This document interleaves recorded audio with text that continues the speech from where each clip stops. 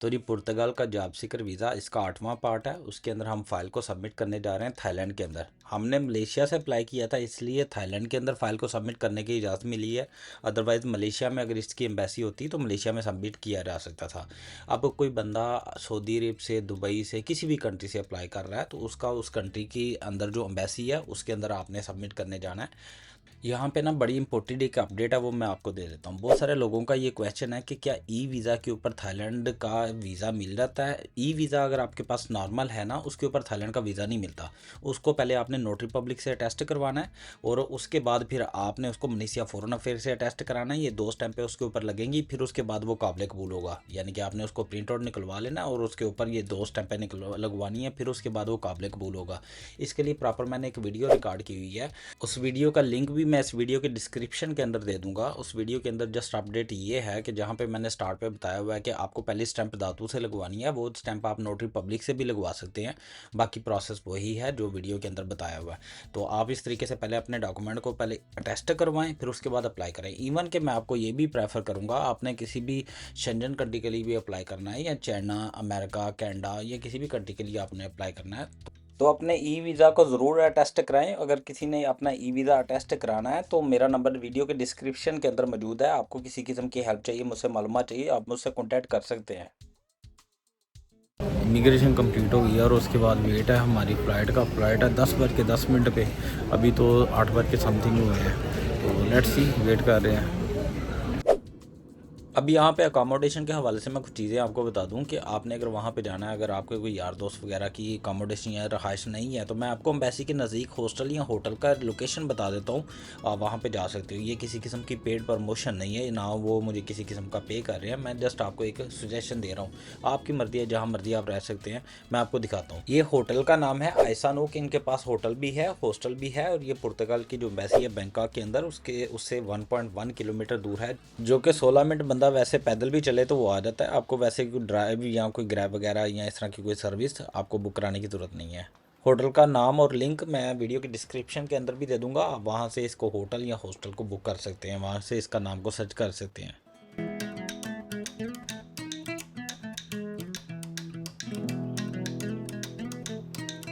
तो जी इमिग्रेशन के मामला कंप्लीट हो गए हैं। इमिग्रेशन बड़ी आसान होती है यहाँ की, थाईलैंड की बड़ा इजी होता है process entry. Hello, Evening, what people? How are you? यहाँ पे 2-3 चीज़ें मैं क्लियर कर दूँ कि अगर आपने थाईलैंड के एयरपोर्ट से आपने हॉस्टल या होटल की तरफ जाना है तो 2 ऑप्शन है। पहली तो ये है ग्रैब। ग्रैब अगर आप करोगे ना, तो मैं यहाँ से अगर ग्रैब करके लेके जाता हूँ तो मेरा तकरीबन लग जाता है 450 थाई बात। सम टाइम ये अगर अच्छी प्रमोशन हो तो 300 भी लग जाता है। तो अगर कोई बड़ी ही अच्छी हो तो 200 समथिंग थाई बात लग जाता है। मगर 400 टैक्सीज वगैरह, टूल्स वगैरह लगा के 400 थाई बात तक ये चला जाता है। तो मैं आपको प्रेफर करूँगा इस तरह की कोई सर्विस ना लो। इसके मुकाबले में अगर आप बस में सफ़र करते हो तो वो 20 थाई बात से लेके 80 थाई बात, यानी कि 20 थाई बात से लेके 80 थाई बात के अंदर अंदर उसका किराया होता है। अब मैं जा रहा हूँ अपने होटल में। अच्छा, यहाँ पे बड़ी इंपॉर्टेंट चीज़ मैं आपको बता दूँ कि थाईलैंड, कंबोडिया, लाओस, इनके एयरपोर्ट्स के ऊपर कुछ लोग खड़े होते हैं। वो क्या करते हैं कि देखते हैं सिंगल बंदा आ रहा है, उसको गिरने की कोशिश करते हैं। आपकी ज़बान में बच्चे घेरने की कोशिश करते हैं। वो क्या करते हैं, कुछ लालच देते हैं। कोई लड़कियां हैं जी आए, हम आपको मसाज सर्विस देते हैं, ये देते हैं, वो देते हैं, या फिर आपको ये इस तरह की सर्विस दे देंगे, हम आपको ये जॉब देंगे, वो जॉब देंगे, इतना प्रॉफिट है, $1000 की आपको जॉब दे रहे हैं, $2000 की जॉब दे रहे हैं। भाई इस तरह के किसी भी किस्म के लालच में ना आना। जिस काम गए हो बस वो काम करो और वापस आ जाओ। ये इसी तरह यहाँ से लेके जाते हैं, बॉर्डर पार ले जाते हैं या फिर बॉर्डर्स के पास ले जाते हैं, इस तरह के इलाकों, वीरान इलाकों में ले जाते हैं, किडनैप कर लेते हैं, पैसों का मुतालबा करते हैं। परेशान हो गए बाद में आपने वो बात नहीं सुनी हुई कि साड़ी मां नूं पुत्त नहीं लभने तेनू यार बथेरे, वो वाला फिर साफ हो जाता है। होटल या रेस्टोरेंट के करीब आपको काफ़ी सारी फूड की शॉप्स मिल जाती है। आप वहाँ से अपनी मर्ज़ी का फूड सिलेक्ट कर सकते हैं। दूसरी बात, मौसम की बात आ गई तो मौसम यहाँ पे गर्म रहता है, बारिश होती रहती है। मलेशिया में जैसे अगर कहते हैं ना कि 365 दिन में 290 दिन बारिश होती है, और सम टाइम ऐसा भी होता है एक दिन में 2-2, 3-3 दफ़ा भी बारिश होती है। तो इसी तरीके से यहाँ पे भी ऐसा ही है कि बारिश किसी भी दिन हो सकती है, मौसम किसी भी दिन बदल सकता है। मगर बारिश होने का मकसद ये नहीं मौसम ठंडा होगा, मौसम गर्म ही रहता है। इसलिए ज़्यादा कोई सर्दी वाले कपड़े लाने की ज़रूरत नहीं है। अम्बेसी की अपॉइंटमेंट के लिए हमें टाइम मिला हुआ है सुबह 9:30 बजे, तो इसको लेके थोड़ा एक्साइटेड भी हैं और थोड़ा डर भी लगे हैं कि यार लेट ना हो जाए, देर ना हो जाए, उठने में देर ना हो जाए। इसी वजह से कुछ सो भी नहीं रहा।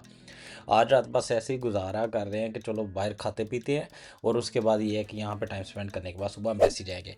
हाँ जी, हम आ चुके हैं एम्बेसी के बिल्कुल सामने। अच्छा, ये पुर्तगाल की एम्बेसी है, क्योंकि मेरे कज़न की अपॉइंटमेंट थी, वो गया हुआ है। तो मैं अपॉइंटमेंट से रिलेटेड पहले बता दूं, उससे पहले ये बता दूं कि बिल्कुल एम्बेसी के बिल्कुल सामने ना ये छोटा सा बना हुआ है, कैफ़े बना हुआ है। यहाँ पे आप बैठ सकते हो, टाइम स्पेंड कर सकते हो, एसी उसी लगा होता है, आप छोटी सी कोई चीज़ लेके आराम से सुकून से बैठ सकते हो।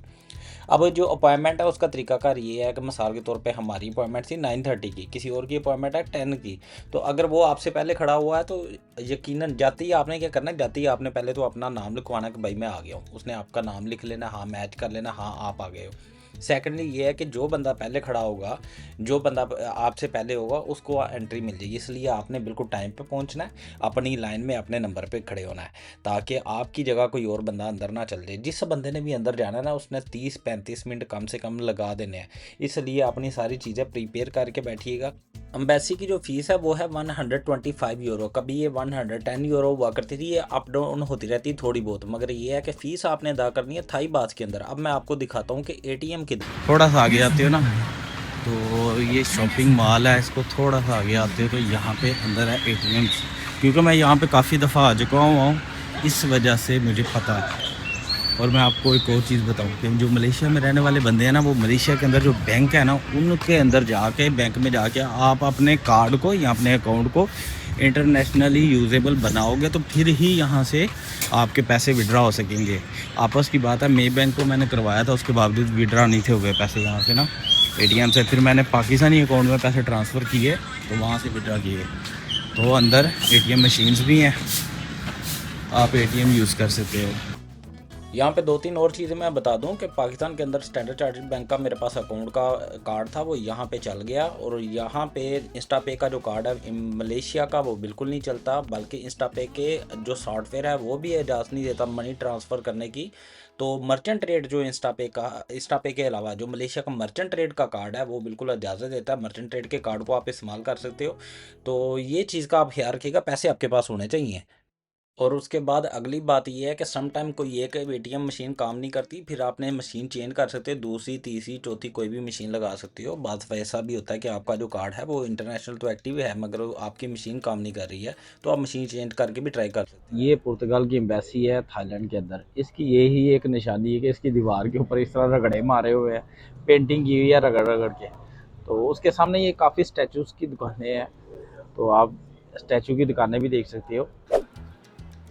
चलें, जितनी देर में मेरा कज़न अपने डॉक्यूमेंट सबमिट करके बाहर आता है, उतनी देर में मैं आपको एक्सप्लेन कर देता हूँ प्रोसेस क्या है। जैसे ही आपने डॉक्यूमेंट्स लेके आप अंदर जाते हो, अंदर ऑलरेडी एक उनका रिसेप्शन के ऊपर मेंबर होता है, वो आपके डॉक्यूमेंट्स देखता है वन बाय वन। वो सबसे पहले यही पूछता है आपसे कि आपने किसके लिए अप्लाई कर रहे हो। अलीफ बे इंग्लिश की तो आनी चाहिए। मैं यहाँ पर एक और पॉइंट यहाँ पर बता दूँ कि अलीफ बे के अलावा अगर किसी के पास वीज़ा भी है ना, वीज़ा जॉब सीकर वीज़ा मिल भी गया और अलीफ बे नहीं आनी ना आ रही, यानी कि इंग्लिश नहीं आती या बात करनी नहीं आती है, कुछ भी नहीं आता, पुर्तगीज़ी भी नहीं आती, तो आपको एयरपोर्ट के ऊपर भी प्रॉब्लम हो सकता है, क्योंकि वो इमिग्रेशन वाला पूछता है हाँ जी किस लिए आए हैं। तो आपको पता ही नहीं है आप किस लिए आए हो, तो आप कम्युनिकेट जब नहीं कर पाओगे तो वो वहाँ पे भी मसला हो सकता है। चलिए अब अपने टॉपिक को कंटिन्यू करते हैं। वो आपके डॉक्यूमेंट सारे इन रिसेप्शन के ऊपर जो भी बंदा या बंदी होगा वो आपके डॉक्यूमेंट्स को सारे को चेक करेगा। फिर उसके बाद ये है कि आपको एक छोटा सा डिक्लेरेशन फॉर्म के ऊपर आपके साइन ले लिए जाएंगे, और उसके अलावा एक छोटा सा फॉर्म होगा, उसके अंदर बताया जाएगा कि हाँ जी मैं जॉब सीकर वीज़ा के लिए अप्लाई कर रहा हूँ, टिक करना है वो, ये इस तरह की चीज़ें टिक टिक करते जाना है। और एंड पे होगा कि आपका कोई बंदा या बंदी है कि नहीं, वहाँ पे सेंटर में कोई रिश्तेदार है कि नहीं जिसके पास आप जा रहे हो। मोस्टली लोग वो 3 दिन का कोई नहीं होता, तो वो आगे लिख देता है जी आई नो हैव, उसके ऊपर आपने नो कर देना है। तो बाकी के ऊपर आपने यस यस कर देना है, नीचे आपने साइन कर देने हैं। आपकी फ़ाइल रेडी है, उन्होंने सारी चीज़ें चेक कर लेनी है और आपसे फ़ाइल ले लेनी है। यहाँ पे एक और मैं आपको पॉइंट की बात बताऊँ, वो ये है कि आपका मलेशिया के अंदर जो वर्क परमिट है, उस जो ई वीज़ा आपने टेस्ट करवा लिया हुआ था, पेपर था, उसकी आपने फ़ोटोकॉपी लेके जानी है, ताकि उनको वो देनी है फ़ोटोकॉपी, ओरिजिनल आपने वापस लेके आना है। नंबर 1। नंबर 2, अब ये है कि मलेशिया का जो आपने गुड कंडक्ट सर्टिफिकेट अगर आपने अप्लाई किया हुआ था, तो वो उनकी मर्ज़ी है, वो उसकी कॉपी रखते हैं या ओरिजिनल रखते हैं। मोस्टली केसेस में वो कहते हैं हमने ओरिजिनल लेना है, तो आप उनको ओरिजिनल दे सकते हैं, उसका कोई मसला नहीं। आप विड्रा दोबारा फिर नया निकाल सकते हैं, क्योंकि ऑनलाइन अप्लाई हो रहा है आजकल और ऑनलाइन ही मिल रहा है। आप दोबारा इसे ऑनलाइन विड्रा कर सकते हैं, प्रिंट आउट कर सकते हैं, इसका कोई इशू नहीं है। तो तीसरी बात ये है कि आपके जो डॉक्यूमेंट्स हैं, जिस तरह अगर आपने वहाँ पे सबमिट करवाना है फैमिली रजिस्ट्रेशन सर्टिफिकेट, आपने सबमिट करवाना है मैरिज रजिस्ट्रेशन सर्टिफिकेट, इस तरह के जो सर्टिफिकेट अगर आपने देने हैं तो आप उनकी कॉपियाँ लेके जाइएगा ताकि ओरिजिनल वापस ले आएँ। इसी तरह आपके एजुकेशन से रिलेटेड जो डॉक्यूमेंट्स हैं, आपकी संदेह हैं, वो भी सारी कॉपियाँ लेके जानी है ताकि ओरिजिनल आप वापस लेके आएँ। ऐसा ना हो कि वो ओरिजिनल आप वहाँ पे दें, बाद में आप परेशान हो कि यार मैं कैसे वापस लूँ, वापस वाली तो बात नहीं है ना। और अगली पॉइंट की बात, वो जो आपसे फ़ीस चार्ज करेंगे ना, वीज़ा की फ़ीस आपसे चार्ज कर रहे हैं, उस वीज़ा की फ़ीस के अंदर आइमा की अपॉइंटमेंट की फ़ीस भी है। आइमा की अपॉइंटमेंट यानी कि वो अदारा जो आपको वहाँ पे रेजिडेंसी देगा, आपको जॉब सीकर वीज़ा के साथ उसकी अपॉइंटमेंट साथ आएगी, यानी कि जॉब सीकर वीज़ा के ऊपर ही अपॉइंटमेंट लिखी जाएगी, वो अदारा आपको अपॉइंटमेंट देगा, उसी अपॉइंटमेंट की बेस के ऊपर आप रेजिडेंसी अप्लाई कर सकते हैं। पहले ये होता था कि जस्ट जॉब सीकर वीज़ा मिल जाता था, उसके बाद आप ढूंढते रहते थे कि आइमा की अपॉइंटमेंट कब मिलेगी, आइमा की अपॉइंटमेंट मिलेगी नहीं मिलेगी। अब वो भी सारी सरदर्द ख़त्म हो गई है, इस वीज़ा फ़ीस के अंदर ही इंक्लूडेड है आइमा की अपॉइंटमेंट भी। भाई शक्ल से नज़र आ रहा है पूरी रात का जागा हुआ हूँ। अच्छा, नेक्स्ट क्वेश्चन है बहुत सारे लोगों का ये कि इसका प्रोसेस टाइम क्या है, कितने दिनों में ये वीज़ा का प्रोसेस कर देते हैं। जब आप एम्बेसी में डॉक्यूमेंट सबमिट करने जाते हो थाईलैंड के अंदर, ये तो कहते हैं 60 दिन के अंदर कर देंगे, मगर ऐसा हुआ नहीं है। ये बहुत सारे लोगों का 60 दिन नहीं, 8 मंथ तक रिस्पॉन्स नहीं आया, या 8 मंथ बाद रिस्पॉन्स आया। ये सिर्फ थाईलैंड की बात कर रहा हूँ, बाकी कंट्रीज़ की नहीं। जबकि दुबई में मैंने जैसे बताया कि 1 महीना 10 दिन का भी रिपोर्ट है। और सिंगापुर में तो ऐसा भी हुआ था, फर्स्ट 15 दिन के अंदर उन्होंने रिजेक्शन दे दी थी, चेक करके फाइल दे दी थी कि नहीं हम नहीं दे रहे वीज़ा। ऐसा भी हुआ सिंगापुर के अंदर, फर्स्ट 1 मंथ के अंदर ही उन्होंने वीज़ा दे दिया था। ये डिपेंड करता है कंट्रीज़ के ऊपर, डिफरेंट कंट्रीज़ के अंदर प्रोसेस इनका डिफरेंट है। तो ये वीज़ा प्रोसेस है, वैसे कहते हैं 60 डेज़ के अंदर अंदर दे। ये देखिए, ये सेंटर है वो सिटी सेंटर, और एटीएम है जी, उस तरफ एटीएम है, ये नज़र आ रहे हैं आपको एटीएम, ये एटीएम है। और जगह जगह मनी एक्सचेंजेस भी हैं मौजूद कि आप मनी एक्सचेंज करा सकते हो यहाँ पे।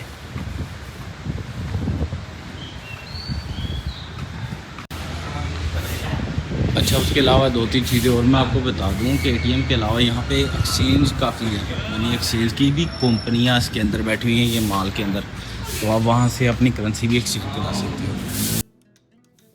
ये वीडियो लंबी हो रही है, इसलिए नेक्स्ट वीडियो के अंदर मज़ीद मैं बताऊंगा कि उन्होंने हमसे रिक्वायर्ड डॉक्यूमेंट कौन कौन से किए, कितने अरसे बाद उन्होंने हमें रिस्पॉन्स किया, कैसे कैसे रिस्पॉन्स किया। आप इसको ऑनलाइन भी चेक कर सकते हो, अपने डॉक्यूमेंट को ऑनलाइन भी इसका स्टेटस चेक कर सकते हो, वो भी मैं डिटेल आपको बता देता हूँ कि क्या तरीकाकार है। तो ये वीडियो यहाँ तक कि अगर आपको कोई इन्फॉर्मेशन मिली है मेरी वीडियो से, मेरी वीडियो अच्छी लगी है, वीडियो को लाइक कीजिएगा, चैनल को सब्सक्राइब कीजिएगा, अपना बहुत सारा ख्याल रखिएगा, दुआओं में याद रखिएगा। अस्सलाम वालेकुम।